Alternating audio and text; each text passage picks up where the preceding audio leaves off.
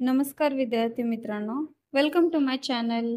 आज आपण बघणार आहोत CTET मध्ये काय नवीन बदलाव झालेले आहेत याची ऑफिशियल अपडेट आलेली आहे आणि हे सांगितलेलं आहे।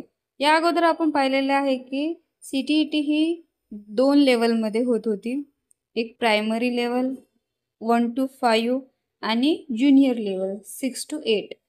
1 to 5 साठी आपल्याला चेंजेस होणार होते हे आपल्याला माहिती होतं, पण क्लिअर नव्हतं की केव्हा होणार आहेत चेंजेस। तर आताच ही अपडेट आलेली आहे, आज ही अपडेट आलेली आहे की CTET ही 4 लेवलवरती होणार आहे।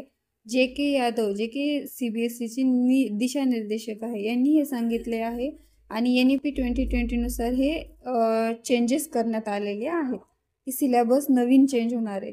तर मग CTET जुलैमध्ये का बरं कंडक्ट केली नसावी? तर यांनी CBSEचे जे चेअरमन आहेत त्यांनी हे कारण सांगितले की त्यांचे काहीतरी इंटरनल एक्झाम्स होते CBSEचे, त्यामुळे ही एक्झाम जुलैमध्ये कंडक्ट करण्यात आलेली नव्हती। त्यामुळे आता ही एक्झाम होणार आहे डिसेंबरमध्ये।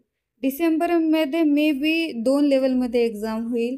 नवीन जे चेंजेस आहेत हे आपल्याला CTET 2026 मध्ये बघायला मिळतील नक्कीच पुढच्या वर्षी।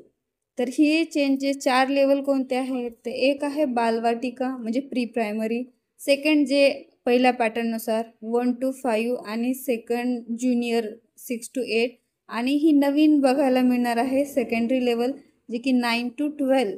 याच्यासाठी आपल्याला BEd ही असावे लागणार आणि PG असावे लागणार, पोस्ट ग्रॅज्युएशन विथ BEd असावे लागणार, तेव्हा आपल्याला ही CTET देता येईल। या अगोदर ही 9 to 12 साठी कोणतीही CTET नव्हती।